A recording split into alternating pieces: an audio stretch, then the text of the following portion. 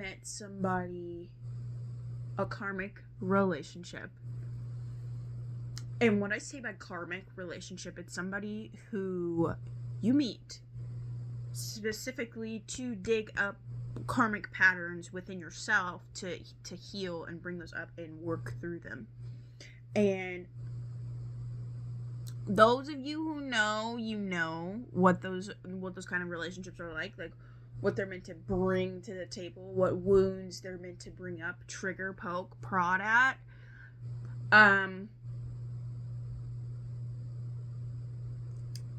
With this dynamic, I'm going to talk about my point of view. It's not about the person that I was with. It's not about me blaming anything on them. This is all about me, and this is about what I did in order to heal the wounds that I had. I had wounds of like needing to take care of somebody, like needing to pour my love and my energy into somebody over and over and over and over and over again,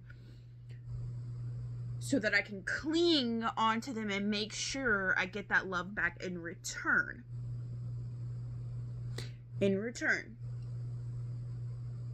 What that was doing was comforting the inner child part of me that was supposed to receive that love from back then. And what she was doing, the pattern that was playing out was just me chasing the validation, chasing the need. Okay, if I give you all of this, you won't leave me, and I'll get the little bit of love that I need to sustain myself back.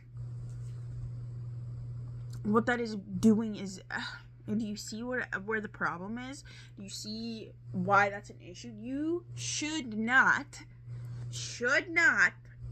have to overpour to receive love. That's not the other person's issue. Or it could be, if you think about it. But, because they should have been pouring back into me as well.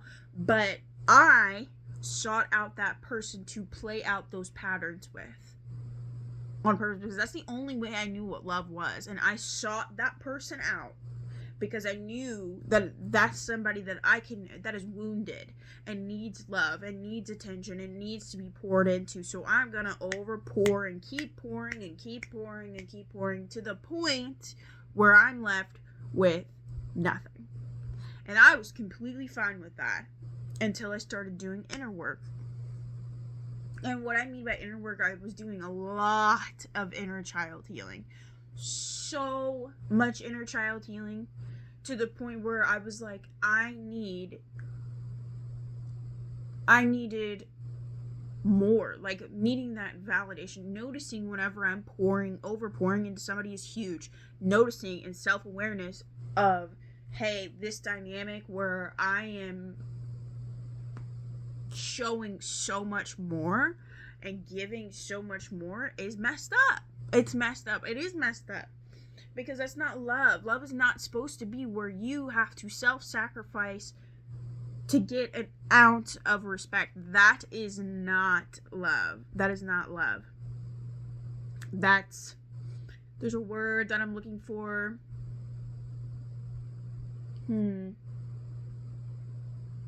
It'll come to me, but I realized after doing my own self-love journey and my own inner work and discovery, just learning about myself, is that I deserve that back. And my inner child,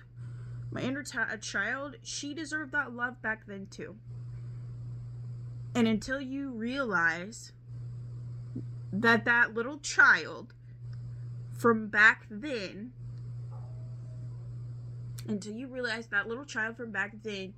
has everything. They did not have to change themselves. They did not have to augment themselves. They did not have to remove parts of themselves in order to receive love. That is not something you should have ever had to fought for, because children love unconditionally. That is just what they do. They do not have ultimatums. They don't say, well, if you do this, then I'll love you. If you do this, then I'll love you. That was a projection made onto you from so young. So young. And I'm only saying this because these are the lessons that I had to learn. I'm not just spewing this out of nowhere. These are things that I had to learn about myself, of like, my little childhood self deserved that love from the beginning. They did not have to fight for it. They did not have to negotiate for it. They were enough. They were born to be enough. That's it. I shouldn't have had to have grown up too fast. I shouldn't have had to have, not that I grew up too fast, but I'm giving examples. Growing up too fast, not being allowed to play with toys. You have to. Why are you doing toys? Why are you playing with toys? You need to do your chores at 4 years old. Not me, but like, I'm just being in general, like 4 years old, being 4 years old and being forced to do things and up, 4 and up. Like, you had the right to be a child. You had the right to be a child. You had the right to love yourself where you needed to be loved. You deserve all of that back. And the reason why I'm bringing all of this up is because that's what it took for me to realize that dynamic that I was playing out in a relationship, where I was so content, guys, so content with only being the one giving. So content until I did this work. And then I realized this is wrong. Like, this is so wrong. And my inner child was just crying, like, no, I need more. Like, why is it no matter how much I pour into this person, it's never enough? No, the point is, it should have been enough. I shouldn't have been given little tears and little expectations to remove these parts of myself. This person should have loved me unconditionally. Point blank, period. Love is unconditional, period. Like, that is the thing that you need to keep reminding yourself. And you are worthy of a love so pure, so unimaginable. And also you need to be okay. That little inner child, it's time. Guys, it's time to be there for that little inner child you. Because she or he never was alone. Because to them, being alone meant they weren't worthy of receiving the love that they had to constantly fight for and remove things for and do things for. No. You are worthy of love, and it's time to give it back to you. Because the only person that's capable of giving yourself unconditional love and also receiving it is you. Is you. And that's a hard thing to realize, guys. That is such a hard thing to realize.